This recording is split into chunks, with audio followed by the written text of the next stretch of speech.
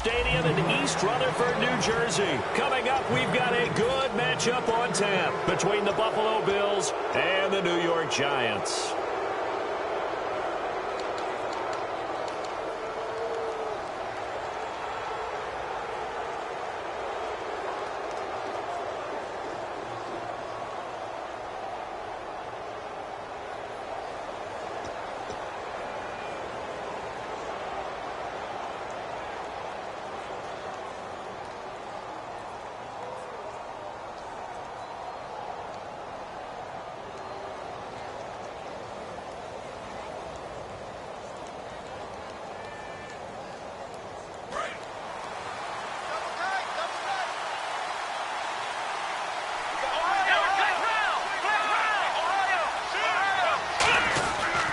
Now Taylor going to hand this one off to McCoy.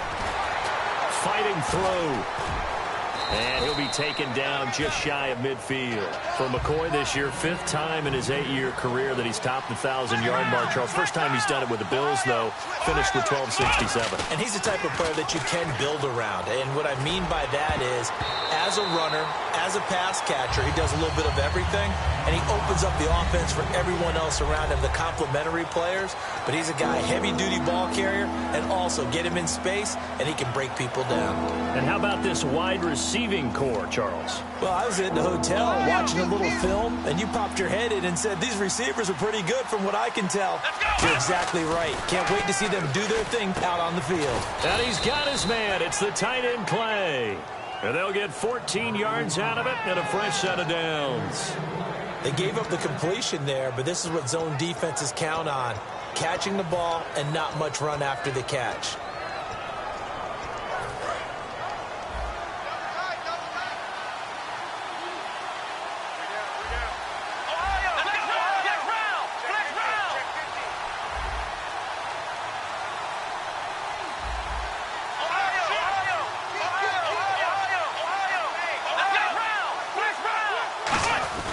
Now a first down carry here for McCoy. Nothing doing. Barely able to muster a yard to hit the 35. Keenan Robinson, the one that got him down. A fake to McCoy. Now it's Taylor. And it's knocked away and incomplete. Percy Harvin, the intended receiver there. And that takes us from 2nd to 3rd down. When you see passes knocked down by those guys I call the frustrated fullbacks, the linebackers, you know that in their zone coverage, they were able to drop, see the ball thrown, and react to it very quickly. So 3rd down now. They need the 27-yard line for a first. Now Taylor to throw. And this is caught by Watkins. And he will have the first down across the 20 to the 19-yard line. Well, we always hear about the connections some quarterbacks have with certain receivers. I think this guy has a connection with just about everyone. Didn't mind throwing it in there against double coverage to him. Shows some confidence, supreme confidence. Big-time confidence that he would make the play for him, and he did. From the red zone now, here's Taylor on WTF first down. line with the Here, video. caught by Clay. It's a good gain of 11, sets him up 1st and goal. When you execute a drag or a crossing route really well and give them a chance to let it develop a little bit, you can gain some significant yardage hitting your tight end on that one. And on the outside, they're playing press coverage. Now McCoy. And nothing doing. He's immediately taken down at the line of scrimmage. No gain on the play that time, and it sets up 2nd and goal. So nothing there. I don't know that that's all in the back, though. You got to look at blocking there, don't you? I would agree with that totally. At some point, they have to win at the point of attack. Instead, there's the defense getting it done again and holding them to no gain. On 2nd down, Taylor. Over the middle, and it's incomplete. He was looking for Charles Clay as tight end. And now it's 3rd down. It's always tough for the guys throwing the football when they think they've got a completion and the ball's almost there, and then someone sneaks a hand or two in and bats it away. Taylor will throw. That's caught at the 1. It'll be a gain of 8, but it'll also lead to a 4th down. And the pocket's been protected pretty good here so far on the opening drive. We always talk about confidence in runners and catchers and quarterbacks. How about the protection detail? They're not allowing anyone near the guy throwing the football. And it appears they'll go for it here on 4th down. A big call on the game's opening drive. 4th down, here's Taylor. And he'll take it into the end zone for a Buffalo touchdown. Their dangerous wide receiver taking it in. And the Bills have taken the early lead. Big 4th down conversion for the score, and the defense, that is a tough pill to swallow. Big time for them. How about them just deciding to go for it on 4th down? And, okay, forget the field goal, because that looked like an easy 3 points. Yeah, you might have had a defensive breakdown in there, but they pressed the issue and found a way to get it into the end zone. Give them big credit for that. After the TD, here's Carpenter on to kick it away. And this will not be returnable. It's out of the back of the end zone for a touchback.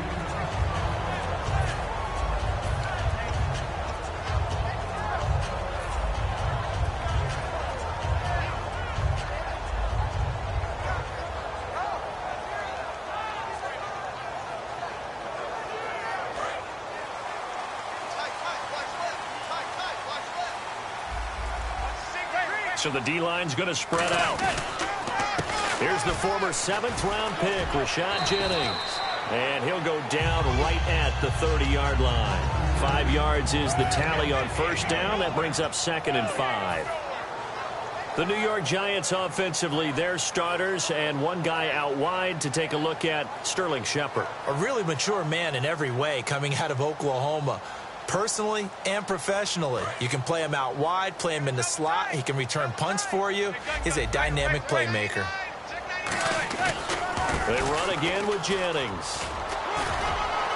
And he'll get this up only to about the 33. Still a couple yards short of the first as the 3-yard gain brings up a 3rd down. Here's the 11 starters on defense for Buffalo. And the new coaching staff really coming in. They can look at 2 numbers, kind of yin and yang. They're good against the pass, 6th in the league, 29th, though, against the run. Well, if you look at this new coaching staff that has taken over in Buffalo and trace their past, it starts with them stopping the run. Because they are a very aggressive, blitz-happy type of a group, but it only begins with stopping the run first. So I expect that number to improve in 2017 for Buffalo. He's going to launch this thing way downfield. The Pro Bowler Odell Beckham, the intended receiver, and it's 4th down. I'm laughing to myself because I could just hear in film session, but Coach, I was throwing it to Odell Beckham Jr. Of course I thought he was open. They'd love to go deep downfield to him, though. Such a threat. Yeah, a rare incompletion because most of the time we expect him to actually come up with the catch. And how about the call here? They need 2 yards in their own territory on 4th down, and they're going to go for it. Here we go on 4th down with Madden to Vereen out in the flat. And he will have a first down as they get him to the ground at the 37. I don't know if I agree with that. I guess they don't care if I agree with that. But, boy, you have to be surprised by that, right? I definitely was surprised that they decided to go for it in this situation. But they must have either felt like they either had a great play call on or they're trying to show extreme confidence. And the tip there altered the ball flight, and it falls incomplete. It'll be 2nd down. So much of this game is about leverage. We always talk about low man wins in the trenches. Well, it's like that at just about every position. And sometimes, if you lose that leverage and you're losing the battle, just jump up at the line of scrimmage and try and bat the ball away. And that's exactly what happened there. So they're still at the original line of scrimmage here. 2nd down and 10.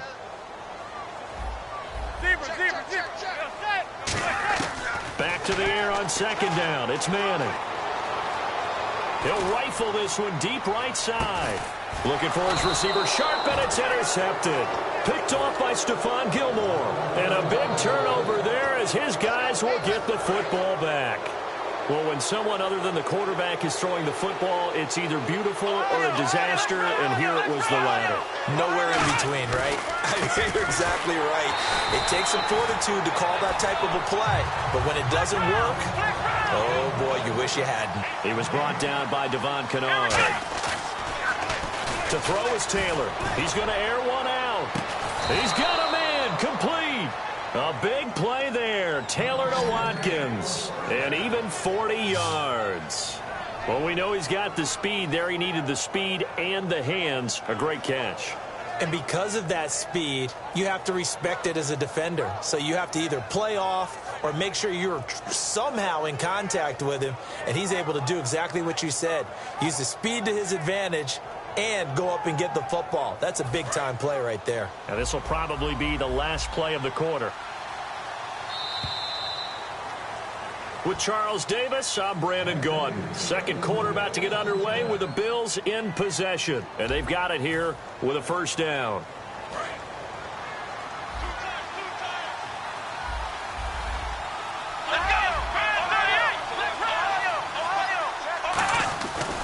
Taylor with a give to McCoy. And he's going to be met at the line of scrimmage and taken down. It's a loss of a yard there, and now second down. And the offense there, the O-line, everybody really on offense, they were just manhandled at the point of attack. Yeah, you could pretty much call them all out, couldn't you? Almost by name, right? That was a very tough sequence for the offensive line. But how about that defensive front creating a new line of scrimmage and creating a lost yardage possibility?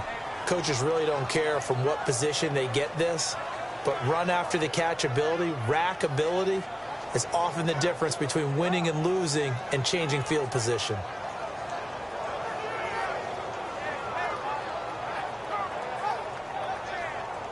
So after that big play, let's see if they can catch their defense maybe on their heels. Let's go!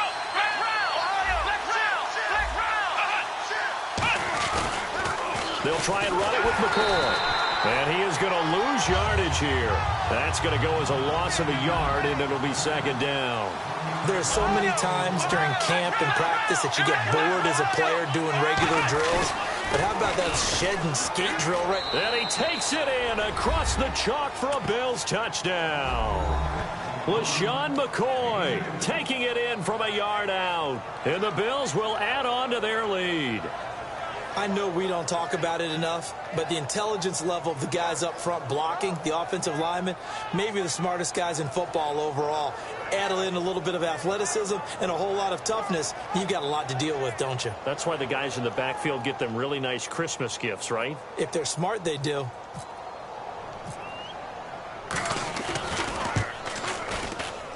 And this is no good. Missed the PAT, so they fail to connect, and this remains a 13-0 game. After the TD, here's Carpenter on to kick it away. Short kick here, fielded about the 17. And they'll have good starting field position as he's up just shy of the 40. And New York set to take the field. And following the interception, just any interception, are you a little bit more cautious when you start that next drive, or no, you just throw that out the window? I think you are. I don't think that there's any way you can run back out there and go, totally didn't affect me. Let's just go ahead and be loose with the football again. You're going to take care of it, but you have to be careful about being too cautious because now you can't run any offense at all. Still want to attack. We'll see how they attack him here.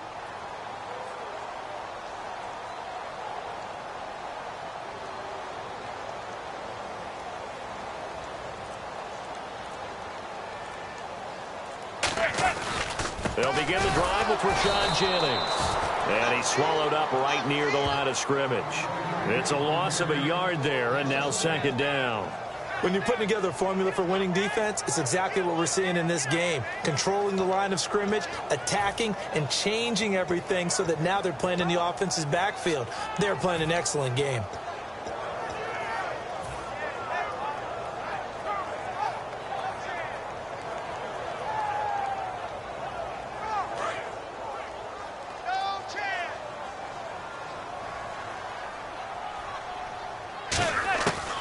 Second down, here's Manning. And here the hook up good to Victor Cruz.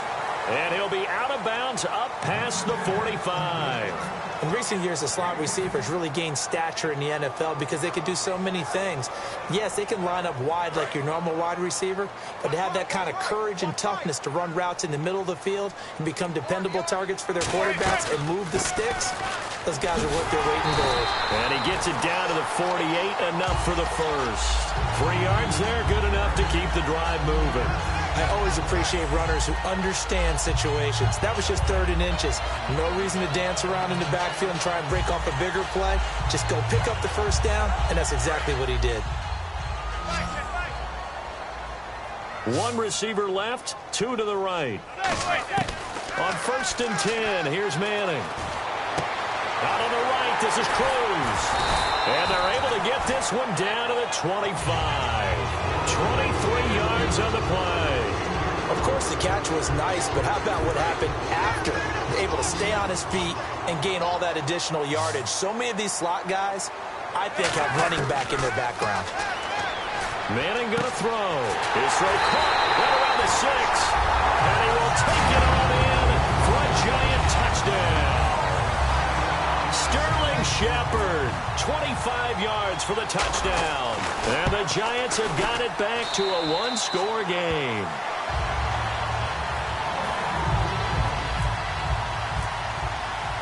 After the touchdown, it's Robbie Gould now to kick it away. This will be fielded on the back line of the end zone. The Bills offense now, they get set to head back onto the field. And they were able to punch it in the end zone last time. They'll be looking to do that again here for the defense.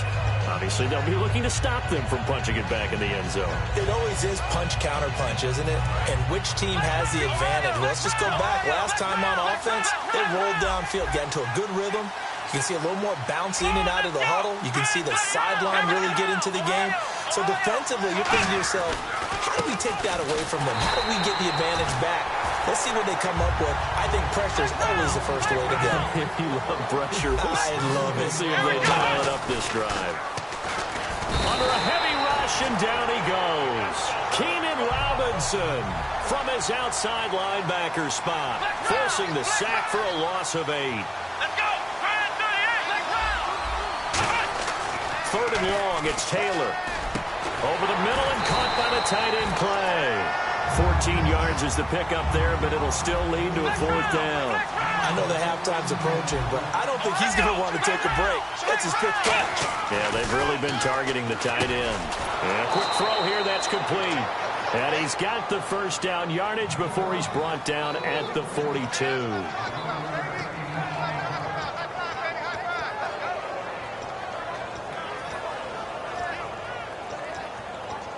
Offense comes to the line now, 1st and 10. And some changes here as the D-line separates some.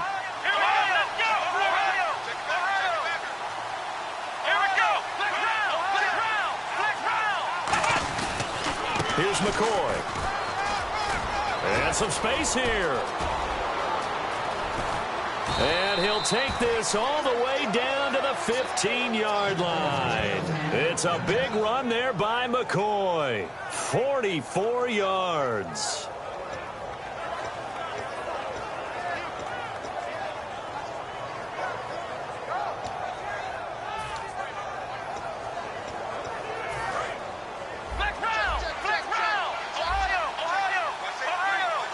They come up in an offset eye.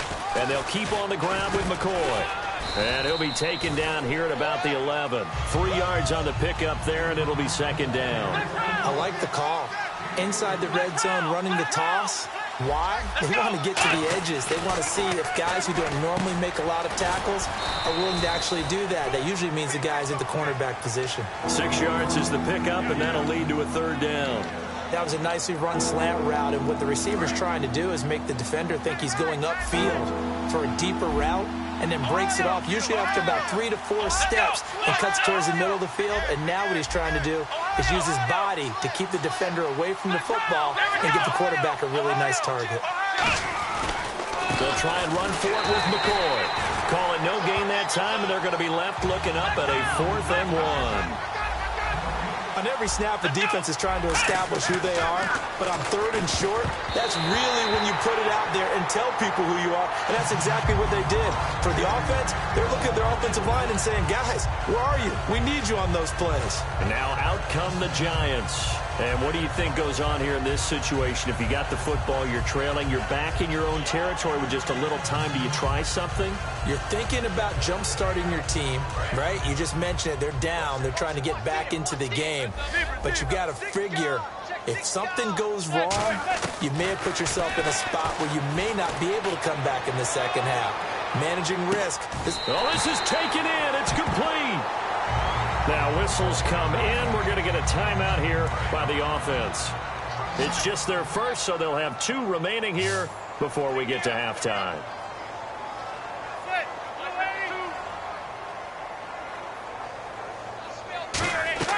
Manning now on 1st down. They go screen play with Jennings. And this time not quite to the 30. It'll be down at the 31-yard line. It's an 8-yard pickup, and that'll make it 2nd down. For a second there, I thought that might break big. Screen pass. Looked like it was coming together. Looked like there was an opening.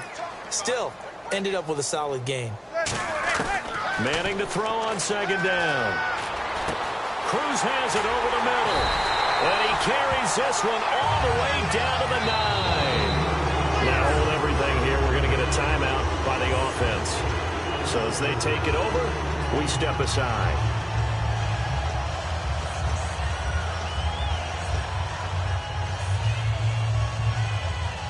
Field goal unit not out there. They want 6 before halftime.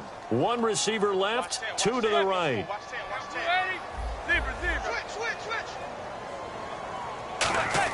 One final try now for Manning. And that is incomplete. We have hit halftime. Still 2 more quarters to go. We'll take a timeout. We'll be back after this. You're watching the NFL, and it's on EA Sports. It's in the game. Both teams appear ready for the fight ahead, and we resume action here in quarter number 3. This will be fielded at the 6.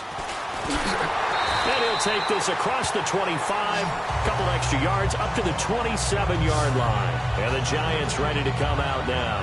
They're down here, but very much in this game. What's the tonality of a coach's talk when a game is within striking distance like this at intermission? Typically, what they're doing is emphasizing the things that went well in the first half and wanting more of that. Sure, you've got to go over some of the errors and clean up some things because there's a reason you're down. But overall, I think they want to stay positive, stay up with this team. We're just starting the second half, and we've got the football. Let's go ahead and punch it in, and then we'll take it from there. See how that recipe works. Little lull in the action here to go over an offseason storyline that's kind of interesting. L.A. a couple years ago, they have no teams, and now they're going to have 2 with the move from San Diego to L.A. What does that mean for the league and for the Chargers? It seems like an easier transition, doesn't it, than St. Louis when they moved back to Los Angeles. Less culture shock.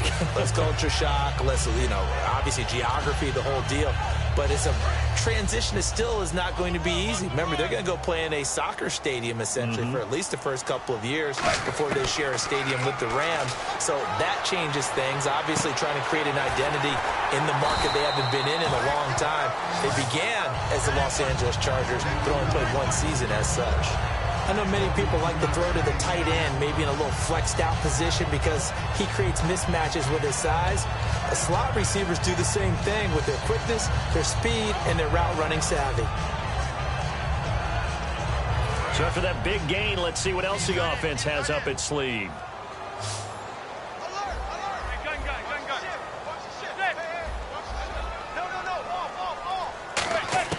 On 1st and 10, here's Manning. Looking middle, and it's incomplete. All right, different topic here. 2018, the Super Bowl, traveling north, far north to Minneapolis. Early predictions for that one. Who you got? Well, everyone's still waiting in the NFL for a home team to play in its home stadium, right? So could the Vikings be that team? I'll start in the NFC, and I'm going to say no. I think Seattle.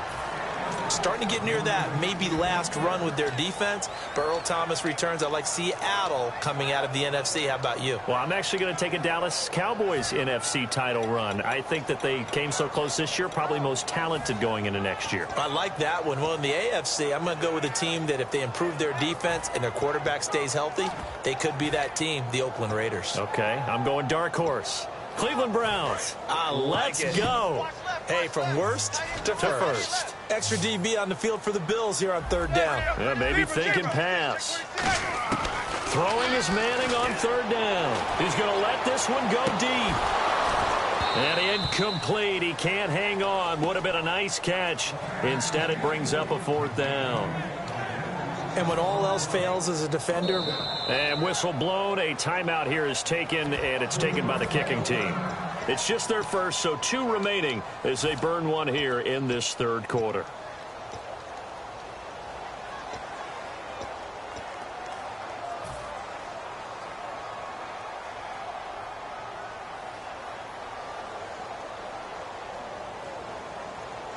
The 3 straight incompletions, they don't care. That hasn't dissuaded them. They're going to go for it on 4th. 5 wides in the game, 4 of them to the right side. Here we go on 4th down with Manning. And it is is incomplete. Boy, a real head-scratcher there. And the Bills are going to take over in excellent field position. So here's the Bills offense now. They get ready for their first possession of the second half. And last time, they had it 4th and goal, rolled the dice, didn't get it. Now they've got to put that behind them, try to put together another drive. Hey, a simple tip of the cap, a nod of the head to the defense. Congratulations, you got us last time. But you didn't hold us the whole time. We got down to position. We were able to be in position to score. Let's go ahead and attack again. Continue to have that kind of confidence, not worry about the one play that didn't allow them to get into the end zone. And this time they'll be trying to get it into the end zone. We'll see what they do. And they're behind the sticks here a bit now, dealing with a 2nd and 12. From midfield now, here's Taylor. Man open right side, it's the tight end play. They get 11 back on that one. It leads to 3rd down. There's a good push to the tight end, and I think that we're looking at something out of central casting, frankly. Absolutely. I mean, size, the hands. Speed, I mean, the flat-out run. You put that whole package together, you light up the eyes of an offensive coordinator, don't you? And he knocks the ball away, and it falls incomplete. He was trying to get it in there to his receiver, Harvin. Now 4th down. Brandon, what we just saw there is something we hear from coaches throughout the league.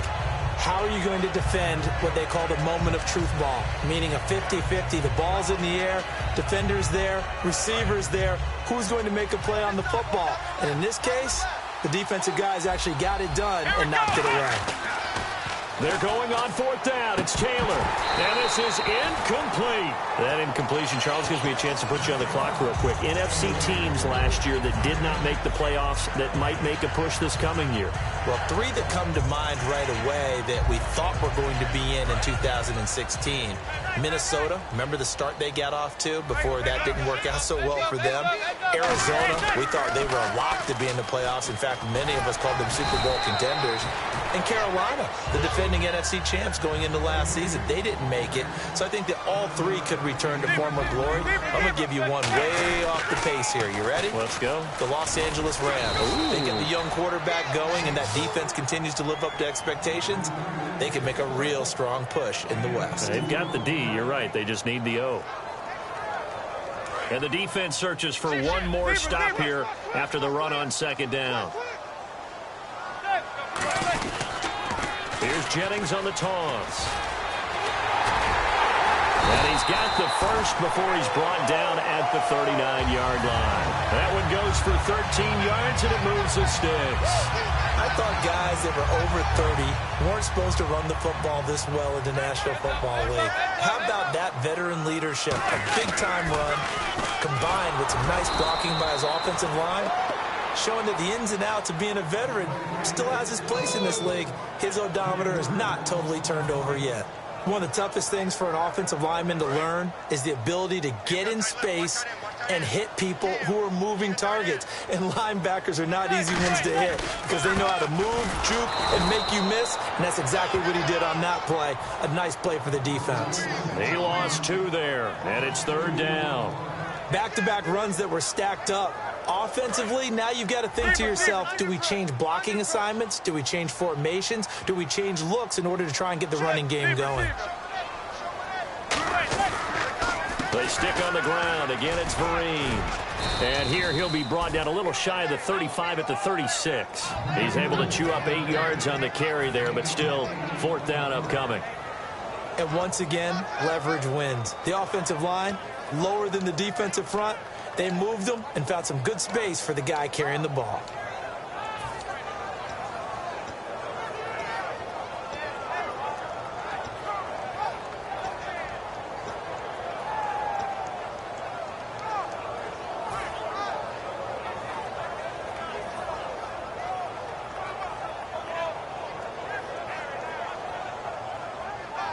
So it looks like the offense isn't going anywhere. They're going to go for it on 4th and 7. They'll send Beckham alone to the left side. They'll need to get the play off quickly. Now Manning. And Jennings has it. And he's got the first as they'll bring him down at the 28-yard line. We always talk about big-time players make big-time plays in big-time moments. I think that 4th down qualified. That was a heck of a throw.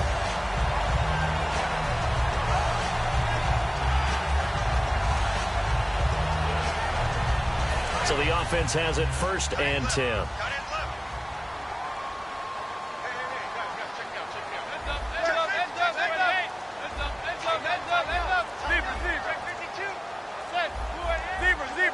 The play clock's running down. Throwing is Manning. This is intercepted. Picked off by Corey Graham. So their woes on offense continue. That's the second pick thrown here in the 3rd quarter. And we know it was ill-advised, but that was an opportunity to help them get back into the game. Instead, he throws another interception, and now their task is even tougher. Trying to get one more in here before the quarter breaks. The defensive line disperses a little bit here, maybe expecting a pass. They come up in an offset eye. They'll try and get the running game going with McCoy. And he'll push this forward only to about the 42-yard line. Welcome back now here in East Rutherford. It's the Bills with a lead and the football here to begin the 4th quarter.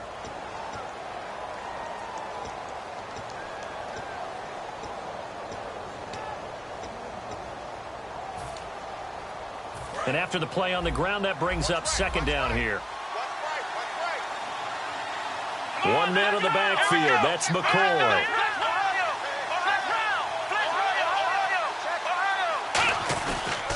He's going to get the football. And very little daylight there. He'll get a couple up to the 44. Damon Harrison, the one on the stop. And now they're in the hurry-up.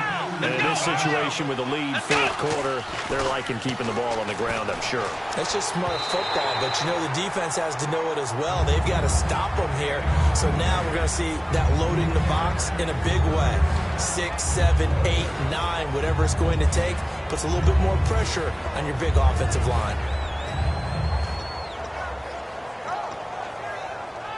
And here's a big one now. Try to hold this lead. They're going to go for it here on 4th down. Here we go. The Bills will go for it. It's Taylor. And he comes back with one complete.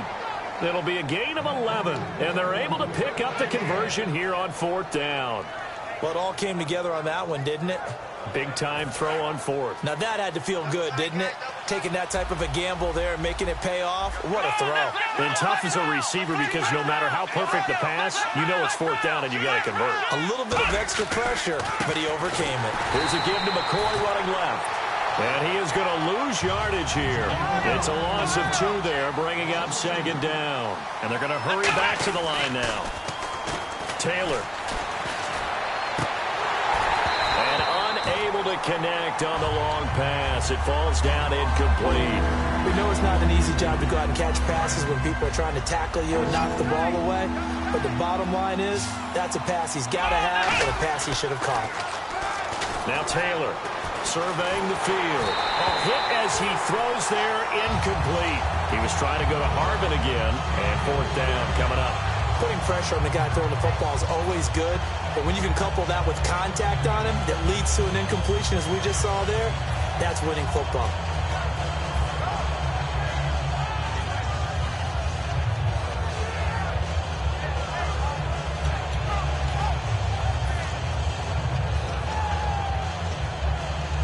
Now look at this, 4th and 12, and they're going to line up to go for it.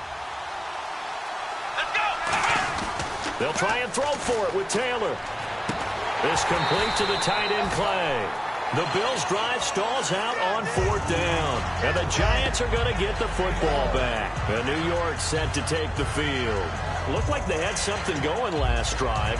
Then the interception happened. Will they recover? The memory they need to keep with them is that they did have something going. They were moving the ball on offense, had a nice sequence going. Don't worry about the other part. You can't get that back. Let's go back to what you were doing well before. I thought you were going to say they need to have no memory, but remember the good part, forget the bad. I like that even better. Here's Jennings, and he is going to lose yardage here. That's going to go as a loss of 2, and it'll be 2nd down.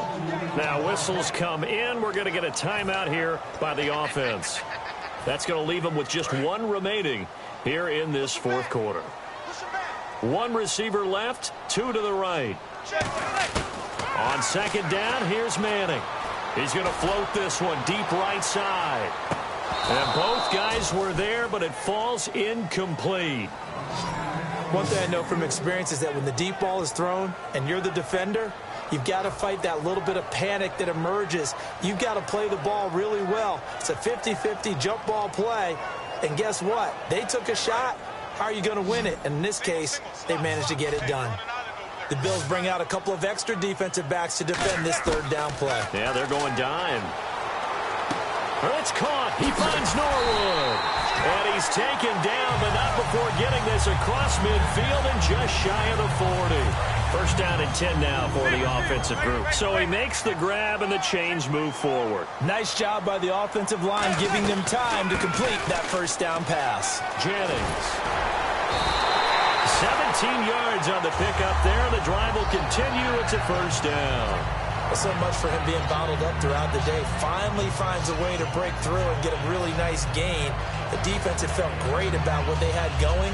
Now they've got to turn their attention to getting it back in that direction. Can they bottle him up again? Because I'd say after that run, confidence is pretty high for him. Manning.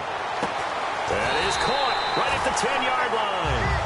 That one goes for 16 yards. It sets him up first and goal. And the offense moving quickly to the line. First and goal. Defense with their backs against the wall. Try to find a lane, but instead he'll get back to the line of scrimmage and no more.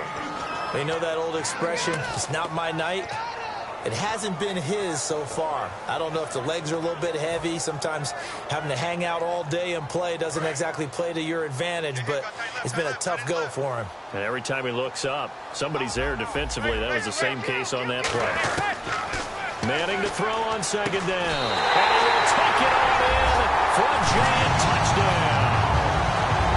Will tie from 8 yards out. And the Giants are an extra point away from leading this game.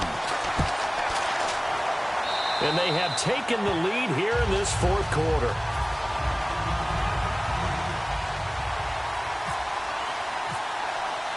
After the touchdown, it's Robbie Gould now to kick it away.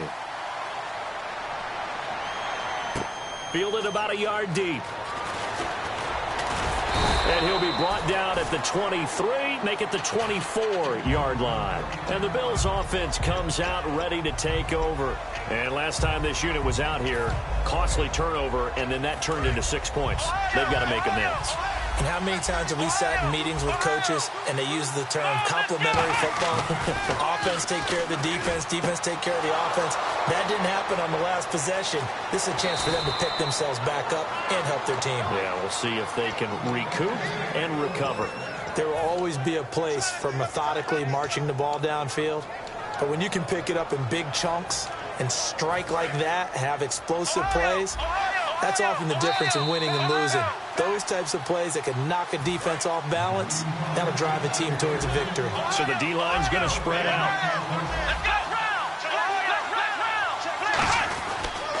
Another carry tonight for McCoy. He's been the workhorse. A gain of 3, second down. Second down following the run. Looking to speed things up here, going with some tempo. Well, I think we know by now that every run is not going to be broken and get all the way to the end zone. But these short ones still have their value. You can still set up your play action and throw the football. You control the clock because you have the ball and they don't. And often the physicality sets the tempo for the game.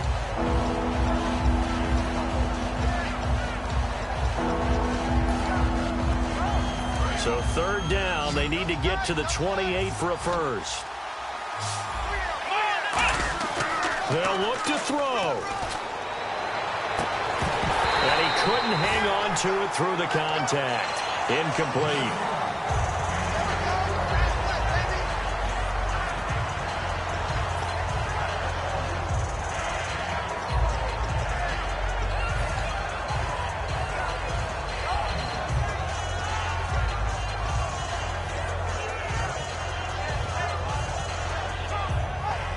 One score down. Here we go. They're going to go for it here on fourth down. Here we go. It's Taylor on fourth down. And he's got his man. It's the tight end play. Give him 18 yards on that one. And on fourth down, they're able to convert and move the sticks. Both sides were holding their breath there on that fourth down play, and the offense can breathe a sigh of relief. And both knew exactly what... And, a crusher there as it's intercepted. A great read, and it's picked off. And a short return to the 6-yard line. And New York set to take the field. This remains a one-point game. The defense did their job. Now the offense here late, they just need to kind of hold on, seal this victory. And the defense did it so well, didn't they? Didn't allow any points and got the ball back for their offense in order to close out this game. What a great feeling for both sides of the ball. It'll be a better feeling if the offense can just seal this thing. We'll see if they can do it. You trying to say the defense stuff? And he's going to go down. He backed up into the end zone, and this is going to wind up a safety. And you don't want to pin this all on the quarterback, even when the pressure's coming. Not easy for them, but that's just something you can't do is take that sack in the end zone. No, you can't. But for all defensive line coaches, they're celebrating everywhere. Because what do they tell us in our meetings? It's all about the get-off, beating the offensive line at the snap of the football. This is taken at the 18.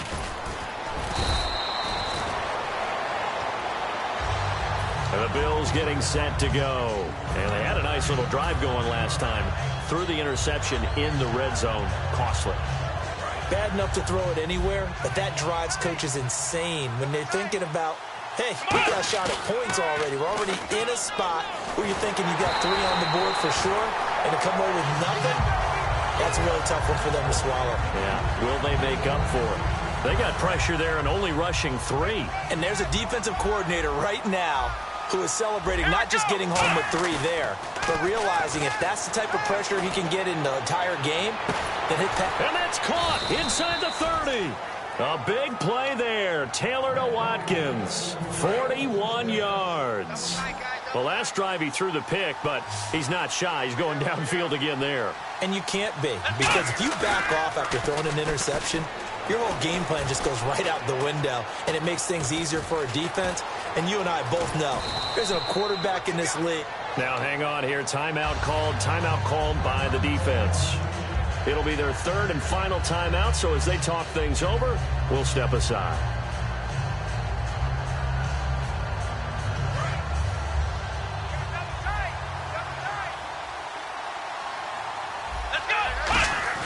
Taylor going to throw it. And he almost had it defensively. Could have been a game changer there in this second half. Instead, it's 3rd down. Well, he just threw an interception last drive. Nearly another pick. And things aren't very even right now, are they? It's a little bit sloppy out there, isn't it? It's kind of just been driving on those paved roads and those country roads that have those potholes in them, isn't it? 'Cause that's the way this game's going right now. A lot of bouncy bounce to it. You spent some time on some Tennessee country roads. I certainly had. Plenty of family back there. God love them. It's a really nice 15-yard pickup, and now it's 1st and goal. And this defense, they needed that one more stop to have any chance, but that completion, that's likely going to seal their fate. And you could hear it in your voice, that one more stop. Feel their pain. Oh, it was so important. They just didn't get it done. Wow, what a way to finish this one off. And here comes play number 6 on this drive. Let's go. Taylor to throw. And that's incomplete. Clock stops with 10 seconds left. My high school coach, John Ford, used to say all the time, if you're in a bad situation, laddie, don't compound it with a bad decision as well. And I think that's what we just saw there. Harassed in the pocket, and he throws into double coverage anyway. He called you laddie? He called me laddie, and that was the nicest thing he called me.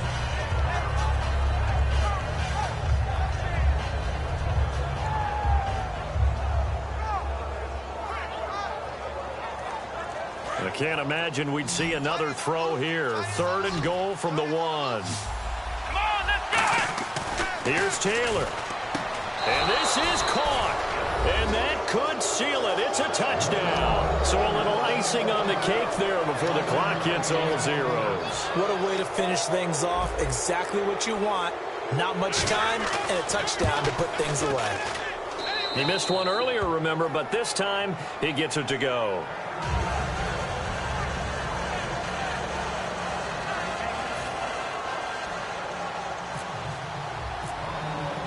After the TD, here's Carpenter on to kick it away. This will be taken to the back of the end zone. And a pretty good return here. He'll be stopped just shy of the 25 at the 24-yard line. The Giants offense now, they get ready to head back on the field. They have time here, partner, for just one final heave. And I have to look at it from the defense's perspective here. We know what they're going to do on offense. The Hail Mary, try and get guys down there and throw it in the end zone, tip it around and catch it. You've got to have guys back there to defend that, but also you can't allow the quarterback as much time as he wants to set up and throw it. Maybe you bring a little extra pressure to make sure he gets rid of it quicker. A little bit of a cat and mouse. And, a crusher there as it's intercepted. Picked off by Stephon Gilmore. And that is going to seal this victory as time runs out. Well, we were on hand for a fun and entertaining game here, coming down really to that last play. Great job defensively to get the pick and seal it. And we know that every play during a game matters. You're never sure which one's going to be one of the key ones. But at the end of the game, when you analyze it, 3, 4, 5 plays are going to be the ones you focus on. And that last play was one of them. The last shot had to take it, and they came up with the interception and sealed their victory.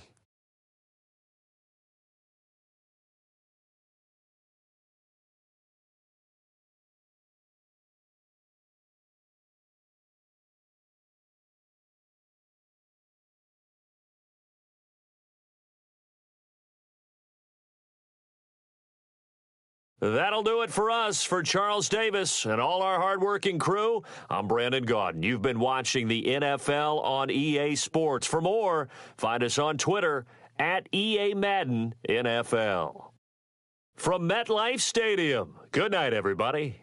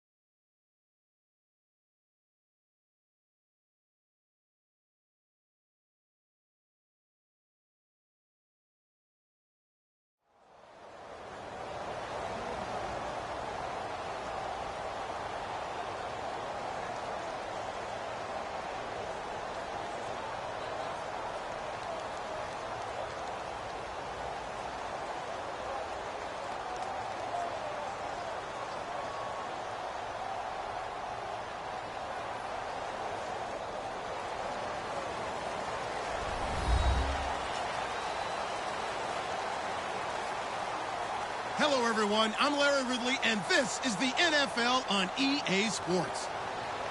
Tonight's matchup features two quarterbacks who will be trying to lead their team to victory.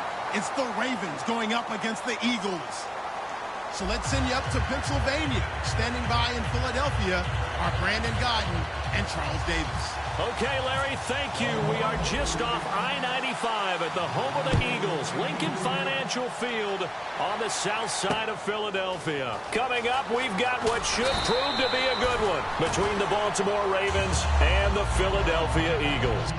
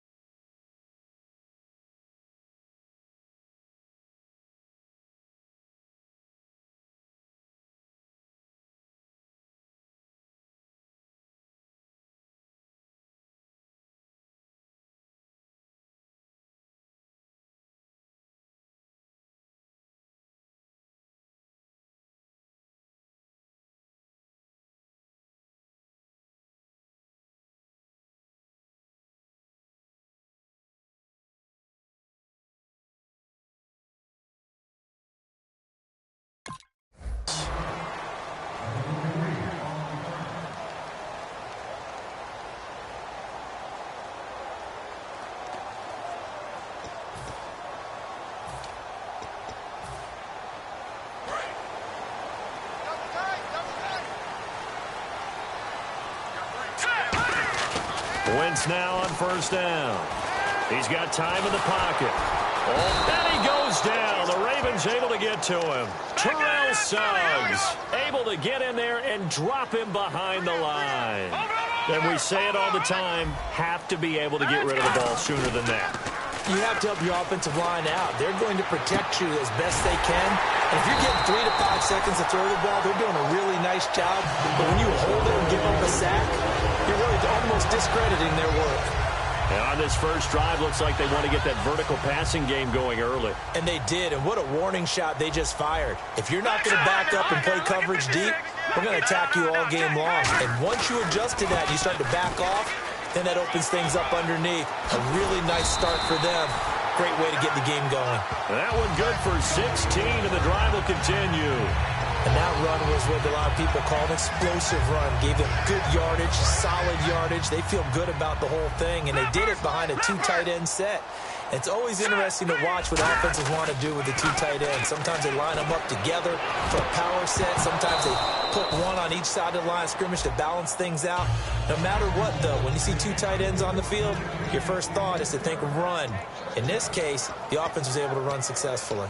And the quarterback, he's got some big threats at wideout. And they seem to get bigger all the time, don't they, Brandon? Every time I look out and watch a game, we're getting these bigger, more athletic, acrobatic receivers. We have some today. To throw is Wentz. Green Beckham has it over the middle. And they're able to get this one past the 30 down to the 25. Well, clearly one of his advantages as a passer is his height, sit back in the pocket, fired over the middle. That makes things tougher defensively, doesn't it? It really does, because your goal is to move the quarterback off his initial spot when he gets his drop back completed. But when you have that type of height, he can stay in there if he's willing to take the hits and just fire over the top, which saves him time and actually completes a play a little bit quicker than it normally does for a quarterback that has to slide and find open space to throw.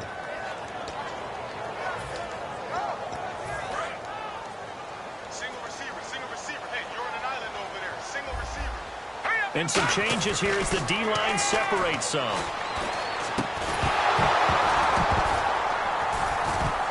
And the hit jarred it loose. It's incomplete. Oh, man, for him to be that wide open and drop it. Sometimes you have just too much time on your hands, right? You end up thinking way too much, and your hands get shaky. And yes, he's a tight end, but that's a catch he should have made. And he will find his man on the outside. Good defense holds him to only a yard, and it'll be 4th down.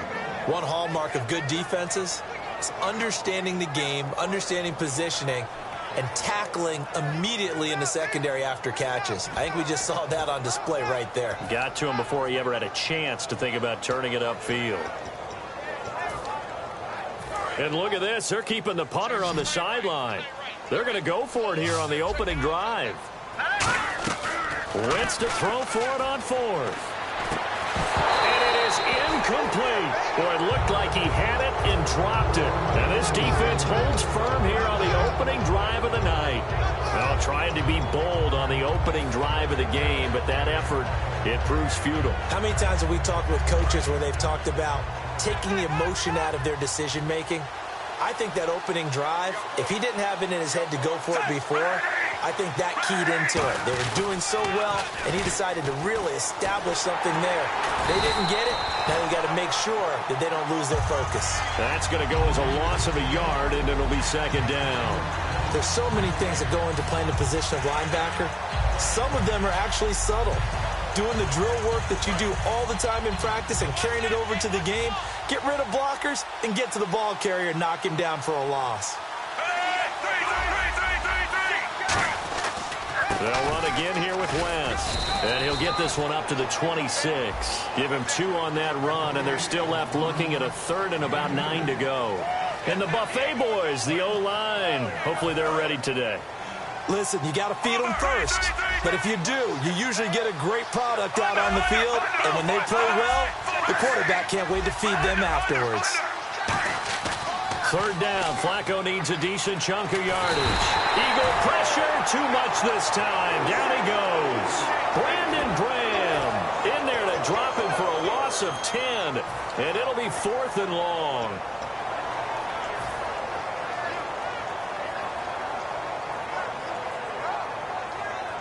And how about this? 4th and long, and they're going to go for it.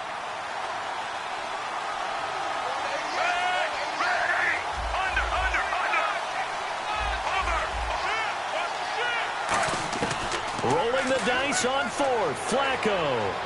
He's going to fire one deep over the middle. And he fires one that's intercepted. A great read, and it's picked off. Hit as he threw it. Charles, that ball's got to come out quicker. It does, and the way that happens, know where you need to go with the ball in pre-snap. Has to read the coverage, has to have a great idea so he knows he can get rid of it right now to an open receiver. Because he had no back in there to protect him with that 5-wide set. So you know it should become your own blitz control because you've got to deliver the ball and know you're going to get hit. And he is met at the line of scrimmage, and he goes down right there. It's a loss of a yard there, and now 2nd down.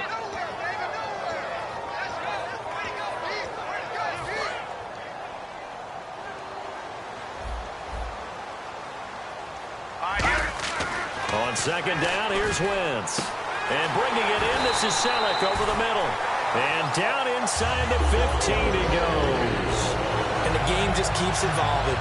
Big guys running those corner routes, so difficult to cover. Fresh set of downs here. All right, now, lucky 56. Lucky 56. Set. They go play action here on 1st down. And that's going to be caught for an Eagles touchdown. Dorial Green Beckham, a 12-yard touchdown grab. And the Eagles have taken the early lead. And, partner, they found a gap there on the post pattern, and it was in the middle third of the field. And that's really difficult to do because ordinarily the safeties are back there to prevent that happening. But they found the opening and exploited it. He's got it, and the Eagles lead at 7-zip.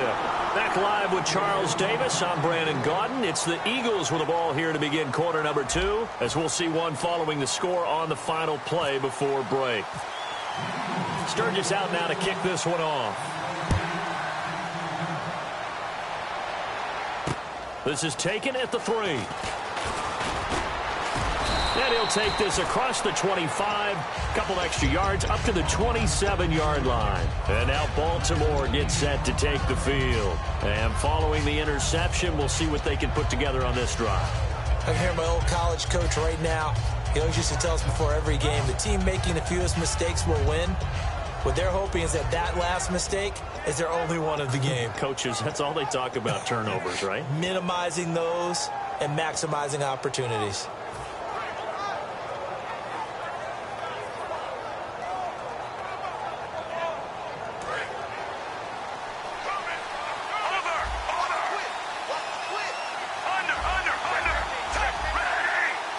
Running out here on the play clock.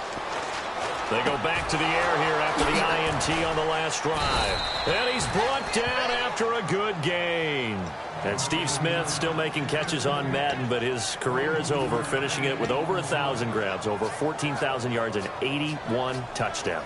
And no one went out better, as far as I'm concerned, than Steve Smith. Did you see his letter to the commissioner? Tell me about it. Where he said that I will no longer be around to antagonize defensive backs. And he did just that. Agent 89 out. Flacco from midfield. But it's caught on the right side at Smith. And brought down, but able to get it to their 30-yard line. It's a gain of 20 that time. And that'll be good for a Baltimore first.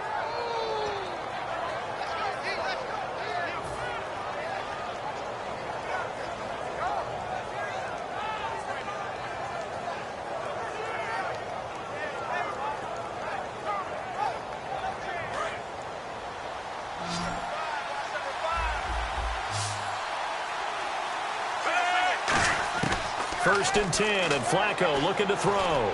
Over the middle to Smith. And they do stop him, but he takes it all the way to the 2. And that's one of his advantages of a passer, is it not? With his height, setting back there in the pocket, firing it over the middle, he can really see everything clearly. It is, and I know that other quarterbacks get it done different ways, all right? You don't have to be his height to make a great play. And he'll get in. Touchdown, Baltimore. Terrence West punching it in from a yard away. And the Ravens are an extra point away from tying the football game.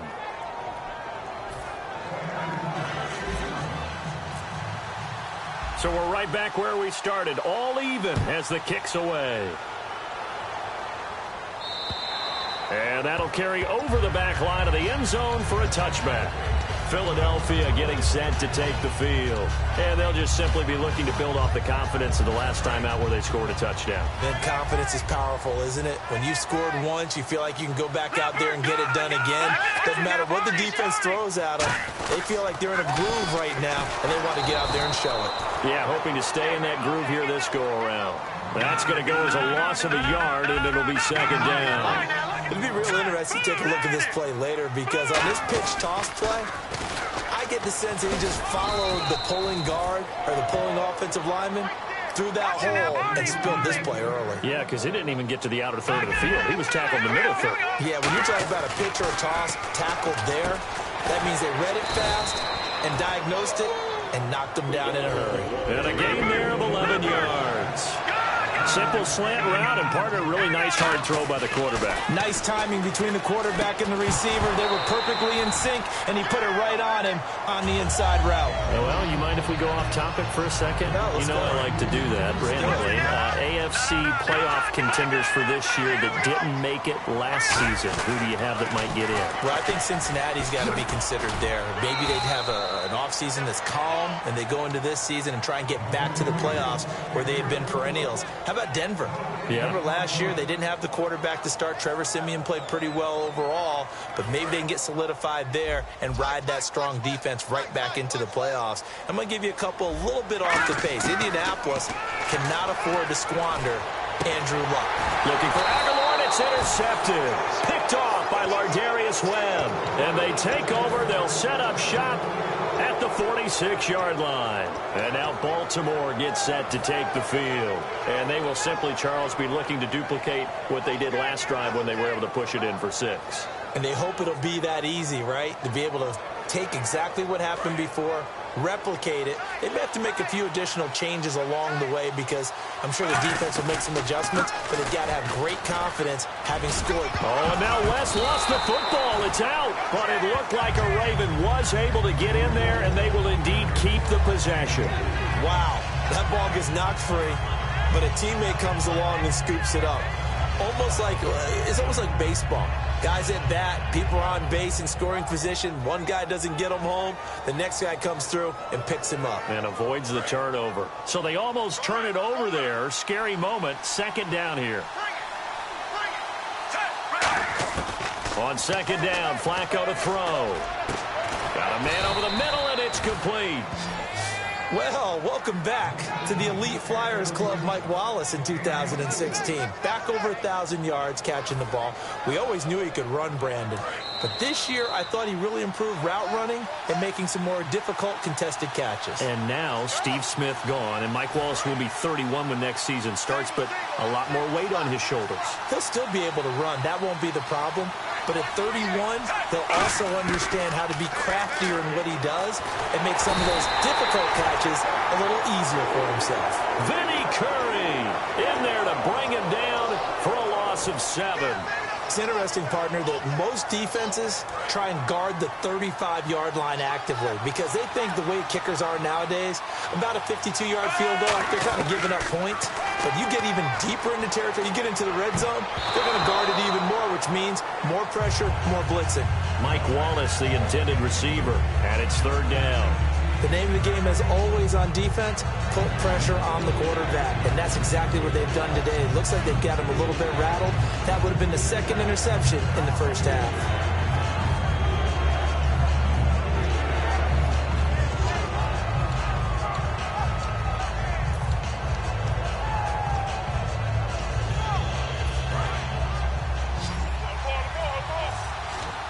And the Eagles will go with an extra DB here as they prepare for a stop on third. Thinking pass all the way. And that's caught by Aiken. Touchdown, Ravens. Kamar Aiken, a 24-yard touchdown. And the Ravens have taken the lead. The fly route works for the TD ground. And you know what the receivers love to say? If we get even with the defender, we're leaving. And that's exactly what he did, all the way into the end zone. And then he was on the business end catching it once he got over the stripe. Tucker now to kick it away following the touchdown.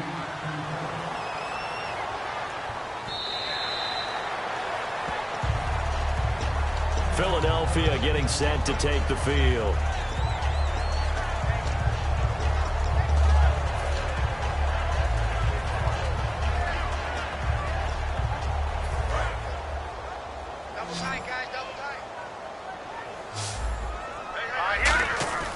Trying to shake off the interception. He'll look to throw.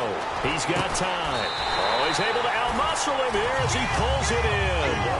26 yards on the pickup there. And it'll be first down, Eagles. And quickly they get to the line. Now a play fake here on first down. Green Beckham has it over the middle. And he gets this one all the way down inside the 20-yard line. They'll get 32 yards there. And that leads to a Philadelphia first. From the red zone now, Wentz. Can't find anyone open. And this is caught. Touchdown, Philadelphia. Trey Burton, a 16-yard touchdown. And the Eagles are within an extra point of tying this thing up. And a little time left on the clock, so on the other side, they're thinking, gosh, we'd like to get that lead right back. Yeah, thanks for pointing that out. Here I am going ahead and tapping out the first half. There's still time. They've got to make a decision about what they want to do on the kickoff, where they want to let their return guy touch it. So a tie ball game here as the kick's away. This fielded at the 2.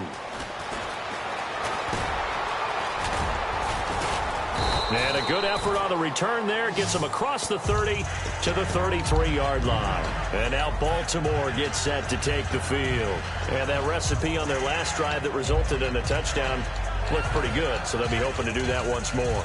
And it takes me back to when we sat with the offensive coordinator and the head coach. They felt pretty good about their game plan and thought there were some holes in the defense, and they exploited them the last time out. Let's see if they can come back and put together a similar drive. And we'll see if they can do just that.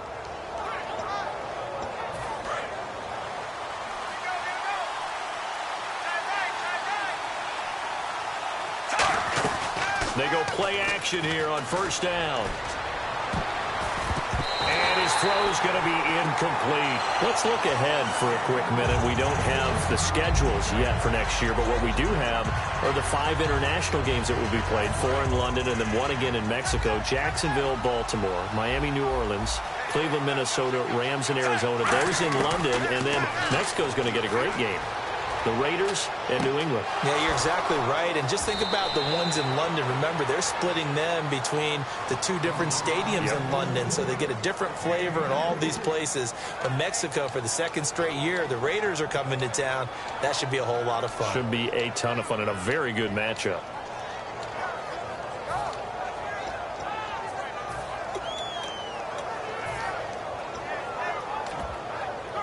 And now a first down following that long gain.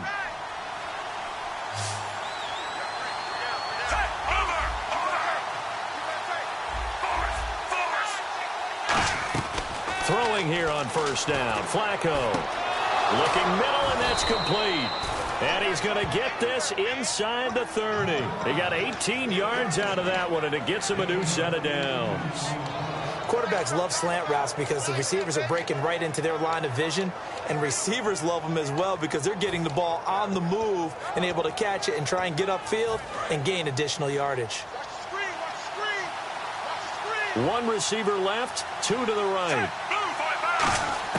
Barring a flag, final play here for Flacco and company. It's caught on the right side at Smith. So 2 quarters down, 2 remain. Charles and I return after the break. And we welcome you back live now inside the booth alongside Charles Davis. I'm Brandon Gaudin, set and ready to rock for the 3rd quarter. So both teams have their marching orders, and we'll get going again here in quarter number 3. This fielded at the 2. And he'll take it past the 25 and up to the 28-yard line. Out come the Ravens now. They'll go on offense first here in this 3rd quarter. First half showed us some pretty good offense. Tie game. We'll see what the second half brings. And it'll be interesting because I think both sides feel pretty good about what their offenses are doing. Got to wonder what adjustments are being made defensively to try and get a spark and maybe slow down the other side. But here, do you change up anything on this opening drive? Not offensively, you don't. You got everything going your way. You've probably prepared for maybe some change-ups you might expect, but overall, you like what your game plan's showing you. And he'll work this one up to about the 38. 9 yards is the pickup there, and they'll have a 2nd and 1. I know the toss play begins with the guy taking the snap and turning around and tossing it to the runner. But where the real intrigue is, can they seal the edge? Whether it's an offensive tackle or a tight end in the direction they want to run the football. If they do that, that's the result that you get, that type of a gain. If they don't, oftentimes it's not a very successful play. 2nd and 1 is often an invitation to take the big shot downfield. Well, I bet the offensive lineman said, are you kidding? We just get on our backs and let's go get the first down. They love being physical.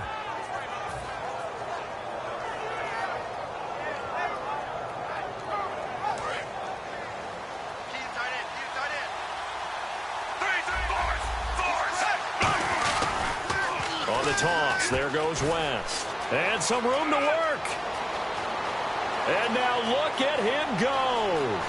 And all the way in for a Ravens touchdown. Terrence West, his 2nd touchdown of the night. And the Ravens have broken the tie. It's up and good, and that'll make the score 21-14. Tucker now to kick it away following the touchdown.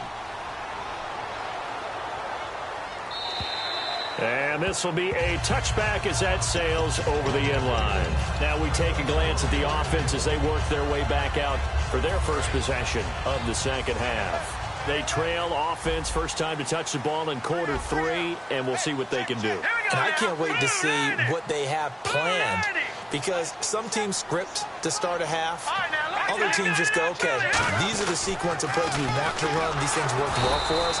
And sometimes they throw in that big chunk play right away. Shocker. Try and get after them early and try and create a big play to give themselves some momentum. See what they have up their sleeve. And once again, they go with Sproles. And he's got some space here. And he'll be taken down, but not before he gets into enemy territory. A big pickup there on the run. 33 yards. And they're going to speed things up here. They come up in an offset eye. Wentz. And the tip there altered the ball flight, and it falls incomplete. It'll be 2nd down. Well, we're not playing 3 yards in a cloud of dust football anymore. I kind of get why those old school coaches sometimes didn't want to throw the football. Because if it's popped up in the air, it almost turns into slow motion, and both sides trying to get to the football, and you're holding your breath wondering whether it's going to go good or bad for your team. 10 yards still left on 2nd down.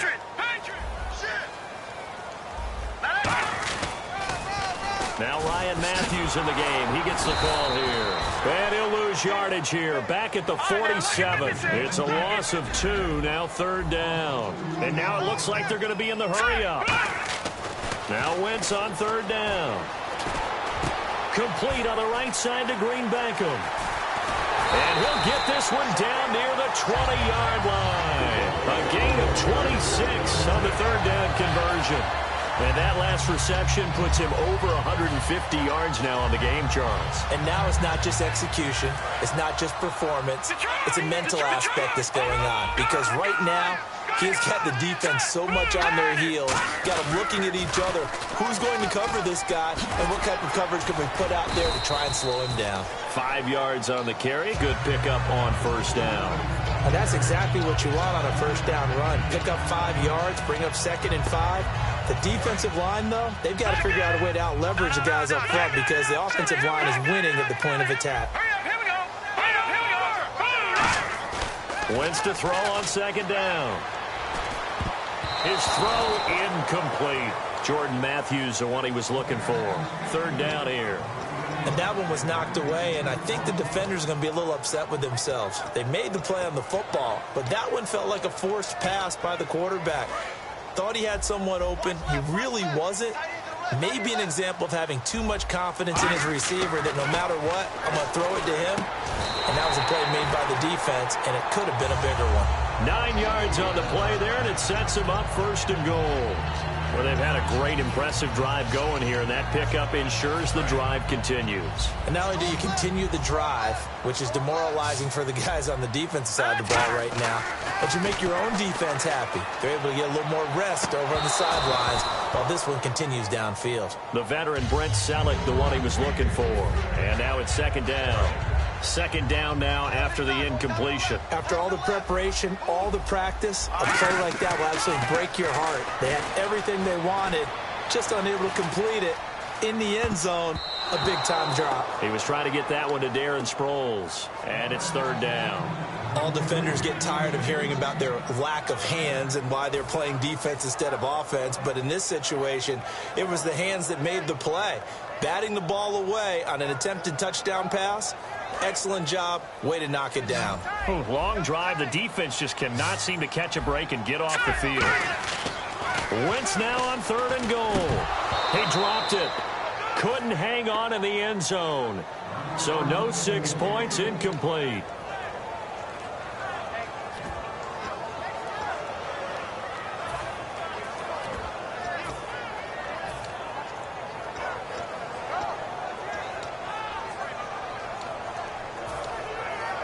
The offense stays out there.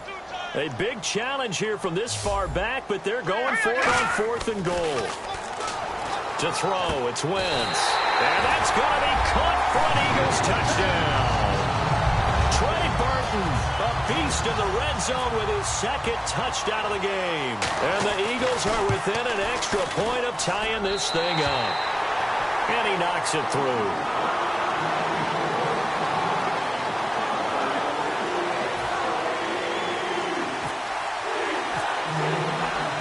Separating these two teams on the scoreboard as the kick's away here. This is taken at the 3. Solid return, pretty good field position. They'll start at the 32-yard line. Here comes the Raven offense now, ready for another possession.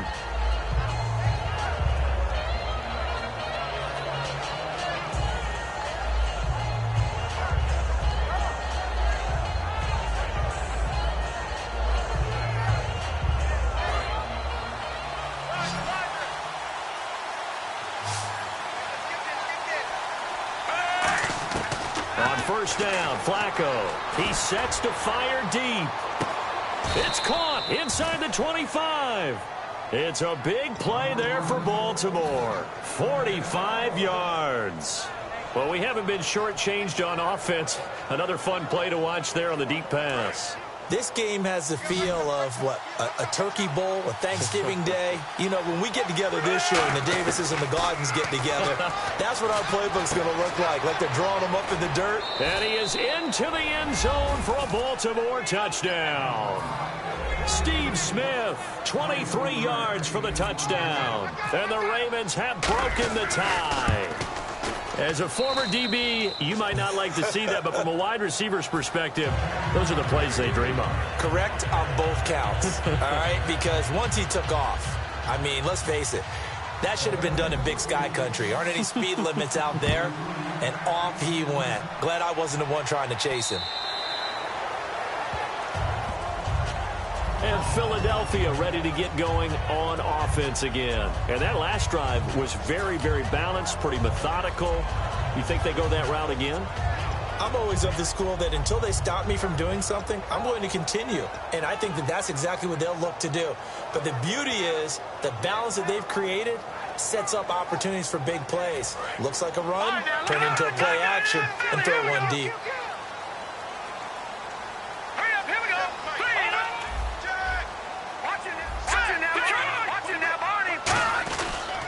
They'll begin the drive with Sproles. Trying to run inside, but nothing there. Just a yard on the pickup there, and it'll bring up a 2nd and 9.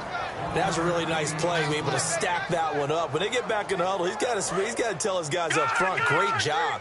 They kept people off of him, allowed him to run free, and make the hit on the runner. Filled the gap nicely, kept him to just a 1-yard gain. Again, they'll run it. Again, it's Sproles. And he stopped immediately there. They'll lose a yard, and it brings up 3rd. They're going to hurry back to the line now. Now Wentz. They got the ball to the outer third of the field, but they could not seal that. And now off to the races down the right side. Touchdown, Philadelphia. Dorial Green-Beckham with his second touchdown of the night. And the Eagles are within an extra point of tying this thing up. I know Paul Revere talked about by land or by sea, right? You know, one by land, two by sea. He didn't mention air because right now we're seeing a big-time performance, aren't we? That's 2 touchdowns so far in this game. Where'd you pull that one from? And, you know, every now and then I actually listened in history class. And you're just a scholar all the way around. You're reading all the time. I like that you fit that into the broadcast. You know, I just grab a nugget when I can. And a good return as he'll be stopped just shy of the 30-yard line. And now Baltimore gets set to take the field.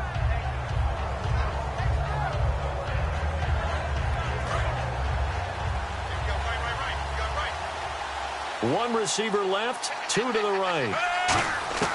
Throwing here on first down, Flacco.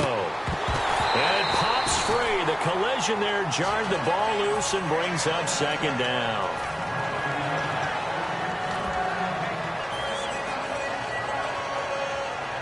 And this should be the final play before the quarter ends.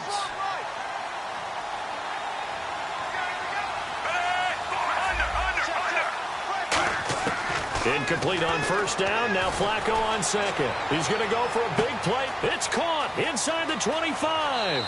And all the way in for a Ravens touchdown. Brashad Perriman, 70 yards. And the Ravens have broken the tie.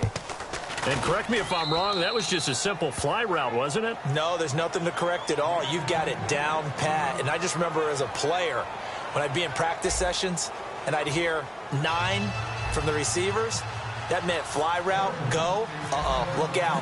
That was the 9, and he just kept going all the way into the end zone for the touchdown. This is fielded at the goal line. Solid return, pretty good field position. They'll start at the 32-yard line. Philadelphia getting set to take the field. And they're going to need another score. Got one last time, but still down here. When you're playing catch-up, every possession becomes crucial, doesn't it? It's vital. Get back out on the field, punch in the end zone again.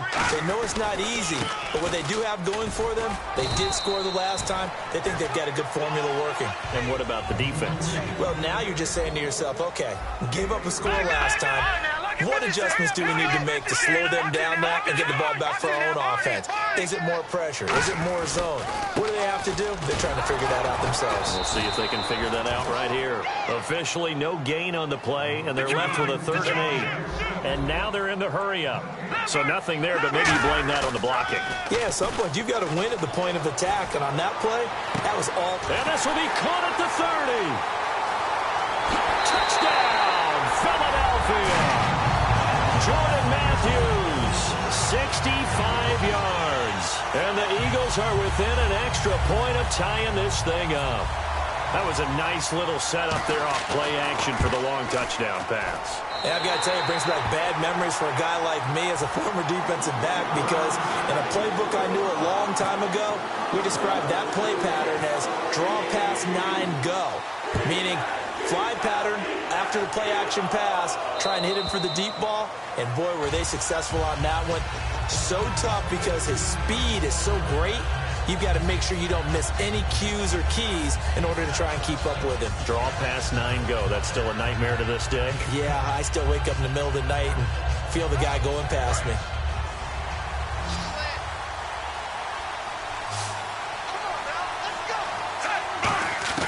They look to throw on 1st and 10 with Flacco. A dump off for Dixon.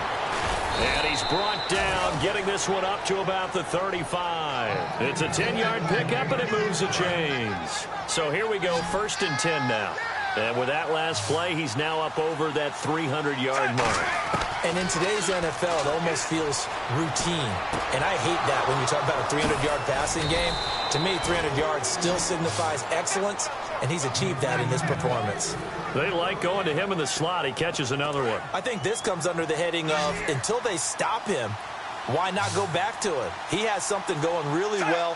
Great working relationship with the guy throwing the ball, and they keep making the connection. Oh, he's got a man wide open, complete. Give them 18 on that one. And it'll give the Ravens a first down. There were a couple holes there, partner. Was that zone coverage? That's exactly what it was, Brandon. When you see man-to-man, that defender runs with the receiver. In this case, they were just taking care of their zone coverages, their responsibilities on the field, and the offense found the open space. This will be caught inside the 10. 19 yards on the pickup there, and now they'll have it first and goal. Never make the mistake that the slot receivers, especially the little guys like we're watching here, are just quicker than fast. A lot of them combine quickness and speed, and they catch a lot of footballs, as we just saw there. And again, it's Flacco to throw. This will be caught at about the 5. No gain, and it's second down. Usually the offense has an answer to anything a defense throws at them, including a safety valve, and that's what they did on that play. They went there with the defense. And now Flacco not happy with the play they'd called. He's going to take a timeout. It's just their first. They'll be down to 2 remaining as we step aside here in the fourth quarter. And at this stage in the game, every play is magnified here as we get down to the nitty-gritty. And now it's second and goal. Now a toss. This is West. No gain on the play there. They're going to need to come up with something better here on third and goal. And they're going to hurry back to the line now. So they tried runs on first and goal and second and goal. Got stonewalled. Now from here, they've got to throw. Fighting for the end zone. He lost the football. It's out. And a big turnover there as his guys will get the football back. Philadelphia getting set to take the field. Well, so much for the 4-minute offense. They were trying to reduce the clock, get in position to win the game, and leave no time for them to come back and catch them. And guess what? They turned the ball over. Yeah, I mean, they had it all set up for themselves, and they let it get away. Now after the fumble recovery, it's Wentz. Going for the deep ball. That's going to be knocked away and incomplete. Matthews the intended target, and that'll bring up second down. They decided to air it out a little bit on that play, take a shot downfield, but the coverage was really nice, able to get a hand in and tip it away. Play action to Sproles. Wentz. Green Beckham has it over the middle. And he takes this one just shy of midfield all the way to the 49. And the offense moving quickly to the line. Wentz going to throw. Trey Burton, the one he was looking for. That'll bring up second down. Sometimes it looks pretty simple, batting the ball away. But oftentimes there's some pretty good teaching and practice that goes into it. Being able to get to the receiver, not interfere, and get his hands through the football and knock it away. Left side caught by Matthews. Time for a break. We'll come back and see how it all shakes out after this.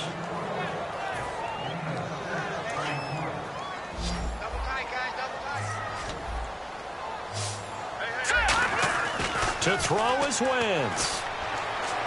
And this is going to be intercepted. Picked off by Lardarius Webb. And the return stops just a little bit shy of midfield at the 48-yard line. And now Baltimore gets set to take the field. And they'll be looking to atone for last time's mistake of fumbling inside the red zone. Certainly they don't want to do that again.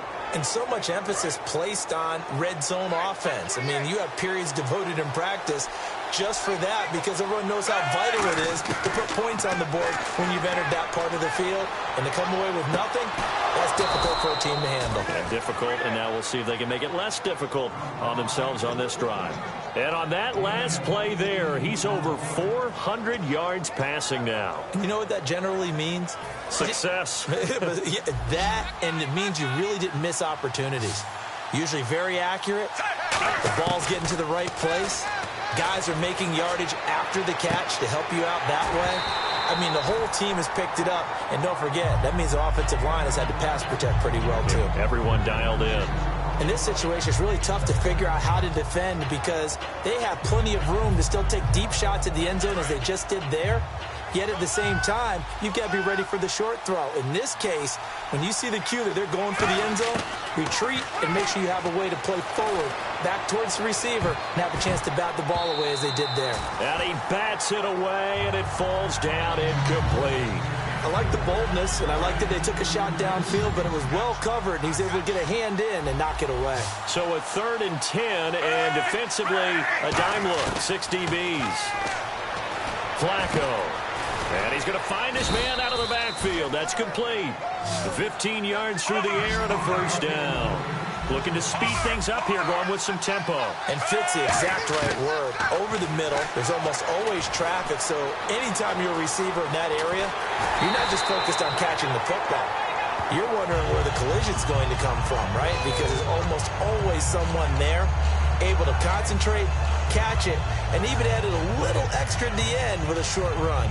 So the offense now dealing with a 2nd and 7.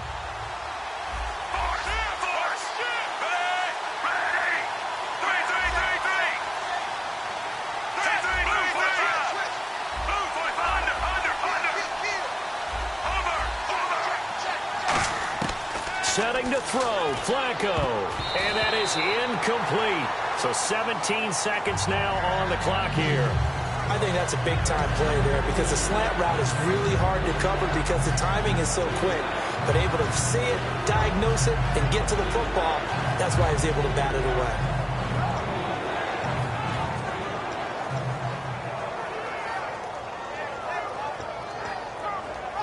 Seven yards remain now on 3rd down. 5 wides in the game, 4 of them to the right side. Flacco. And that'll be incomplete with 11 seconds remaining now. Down here in the red zone, you know your tight end's going to be a favorite target. Couldn't hang on. And sometimes they just have to get out of their own head because they understand how tight windows are there and how many bodies are there. And sometimes they just overthink it and don't catch the ball.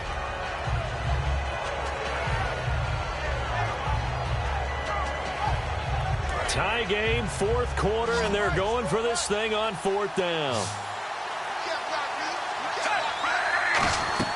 Flacco now on 4th. And this is going to be intercepted. Picked off by Nolan Carroll.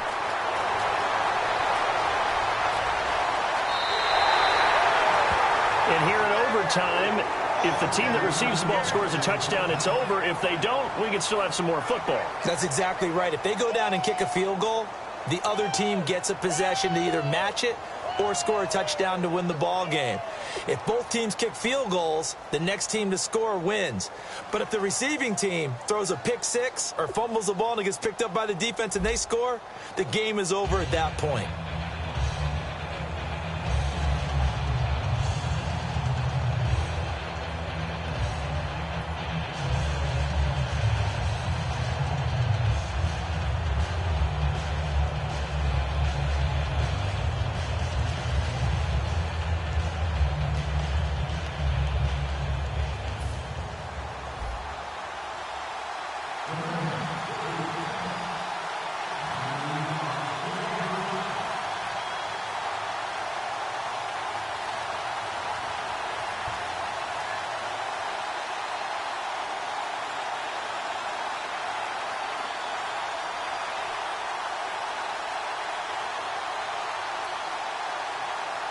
Nothing between these two teams for 4 quarters. Here we go to begin overtime.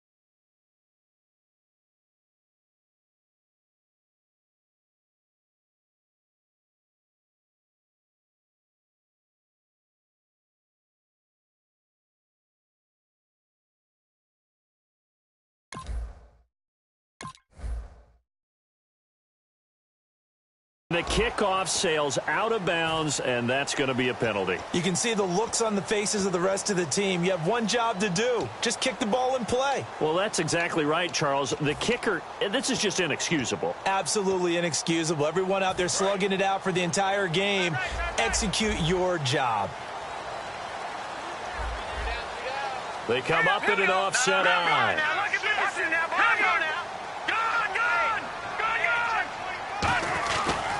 They'll run it with Sproles. And nothing doing. He's immediately taken down at the line of scrimmage. Call it no gain on the play, and it'll be second down. And quickly, they get to the line. Wentz now to throw. And his throw is incomplete. He was looking for Dorial Green-Beckham, and it's third down.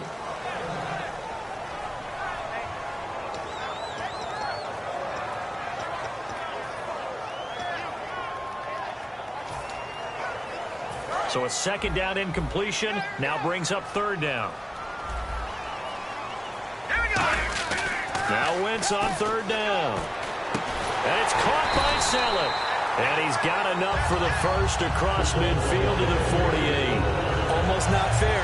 The big guy running the corner route, being able to lean and push and get to where he wants. So how do you stop him? A lot of times you want to have a linebacker on him, a bigger body guy who can handle him physically. But a lot of times that doesn't work as well because his quickness often wins the route. Now it's Sproles. And he's brought down. Give him 11 yards that time and a new set of downs. Absolutely love the run right there. This guy's known for his quickness, but also for his speed. He's able to get to the second level almost before you blink if you give him any type of blocking. Always talk about slot receivers, and they're usually known as quicker than fast. In this case, we've got a guy who's quick and fast, and he used it to great advantage. That's a good play by the guys on the defensive side of the ball. Held him to a gain of 2, and that changes the playbook a little bit now for the guy calling plays. 2nd and 8. Now he's got to probably think about going to the air instead of maybe staying with the ground game. Well, so many times we look at a short run and we praise the offense for trying to set the tempo and establish things, but the defensive guys, hey, they just won the battle there. It wasn't a big run given up. They don't always have to absorb the body blows. Sometimes they dish them out themselves. 2 yards is all they'll get on the completion. It's fourth down. They didn't get the first down, but I have to say I do like the call. I like what they were trying to do. Try and hit your receiver on the run and see if he can pick it up. Keep it on his feet, get a little rack yardage. Yeah, but a nice. And the Eagles are going to go ahead and take another timeout. They'll be down to just 1 remaining as we step aside here in overtime. And he'll have a tough time living that one down. It's one thing, Charles, to drop a pass. It's quite another to drop it on fourth down. And so many teams work on that in terms of locking in on those key downs. You know, I've seen, you and I have both been to practices where we've seen, hey, third down situation, big third down alert, lock in here, fourth down play, make sure you focus just a little bit extra. It didn't pay off in that situation. The drive begins with a run by Dixon. Looking for a crease, can't find one. Stopped at the line of scrimmage. It's a loss of a yard there, and now second down. Yeah, let me pump out my chest a little bit, even though I'm not rooting for either team. That was a really nice defensive play. It's awfully fun to watch, even in an offensive game. So now it's Flacco's turn to fire here in the extra session. He's going to air one out. And he's unable to grab it. Thought he might have had position, couldn't hold on, third down. And the offense looking to pick up the first down after the second down incompletion. And it looks like we've got a dime set here defensively. 6 DBs in the game. Now it's Flacco. Oh, and it's intercepted. A great read, and it's picked off.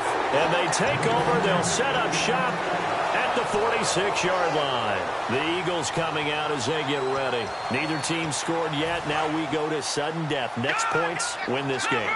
How about the tension right now? It is ratcheted up, isn't it? I mean, now whatever happens, points are scored, that's your ball game. Can't wait to see the defense now. Do they get a little more aggressive in order to not let a team just drive the ball easily down the field? Got to be careful, though, right? Yeah, if you're too aggressive, you just give up something easy and cheap. But some defensive coordinators, they'd rather take a stand that way as opposed to Darren Sproles. And he's into the end zone for the touchdown and a game winner in OT. We needed extra Extra time to decide this one. The rushing score and OT finishes it off, but all throughout, really just a great game to witness. I agree, and the whole time we were watching and working on this game, I had it in the back of my head. We could get to overtime. Just the way this game went, the ebb and flow of it all. And then to get there and finish it what I would call an old school way, a running play, because in today's NFL, we throw the ball to ring the bell, don't we? Not there. They ran it in. And again, just a great, great game that we bore witness to. And for Charles Davis and our entire crew, I'm Brandon Gaudin. You've been watching the NFL on EA Sports.